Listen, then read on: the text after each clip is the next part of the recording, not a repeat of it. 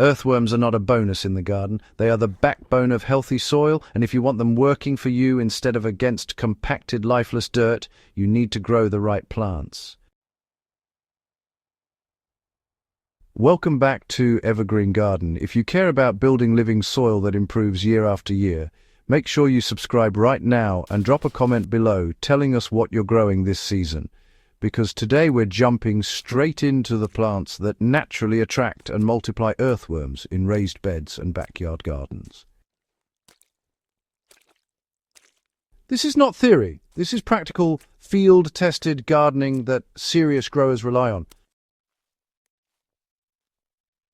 Many gardeners think adding compost automatically brings worms, but worms follow food sources created by living roots.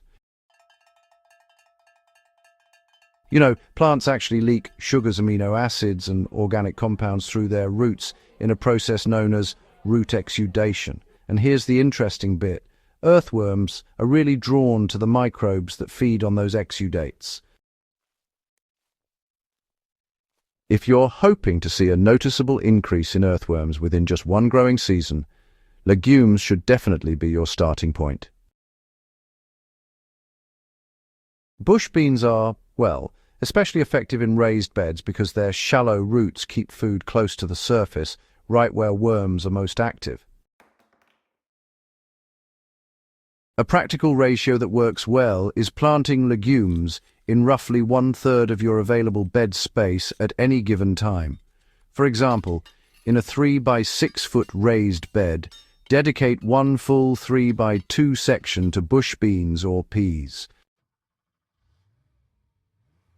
Once they finish producing, cut them at soil level instead of pulling them out. Leaving the roots to rot in place feeds worms directly and avoids disturbing their tunnels.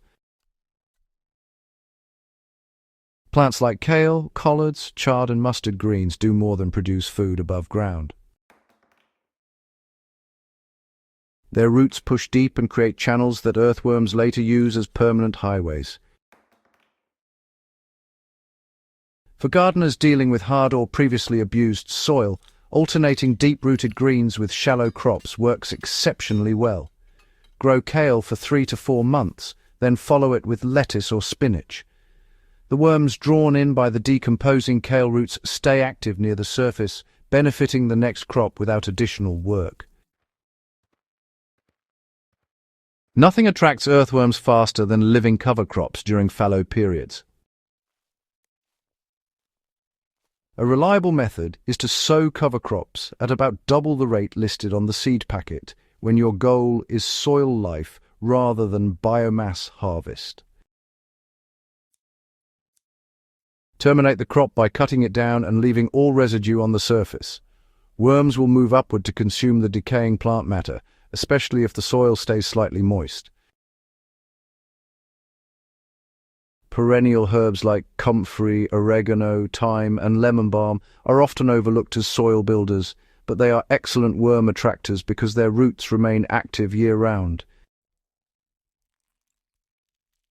Comfrey is, particularly valuable due to its thick, mineral-rich leaves and those deep tap roots that mine nutrients from below. Plant comfrey along bed edges or near fruit trees rather than inside annual beds. A spacing of one plant every 3 to 4 feet is enough. While vegetables feed worms in bursts, grasses provide consistency.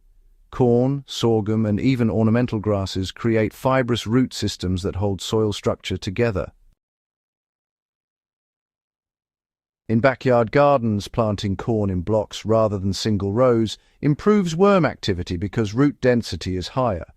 A block of 12 corn plants in a 4 by 4 foot space creates a dense underground network that worms quickly colonize. After harvest, chop stalks at ground level and leave roots intact to sustain worm populations into the next season.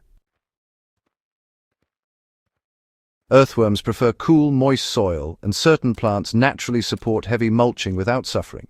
Squash, tomatoes, peppers, and eggplants thrive when mulched thickly, and that mulch layer becomes prime worm habitat.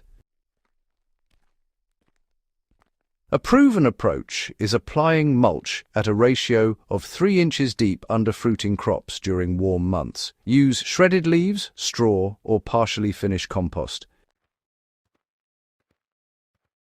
Worms will work this material downward, converting it into stable humus while protecting plant roots from heat stress. The real power comes from stacking these plants intentionally. For example, start spring with peas, follow with tomatoes mulched heavily, then finish the season with a fall cover crop like crimson clover. Add a few perennial herbs around the edges, and you've created year-round food and shelter for earthworms without ever touching a worm bin. If you dig into your soil after one full year of this approach and, well, you don't see worms in every shovel, something else is wrong. Healthy soil managed this way becomes self-improving, darker, looser, and honestly more productive with each season. Earthworms don't need to be introduced when conditions are right. They show up when plants create a welcoming underground environment. If this guide helped you rethink how you plant for soil life, do subscribe to Evergreen Garden for more deep, practical gardening knowledge that actually works.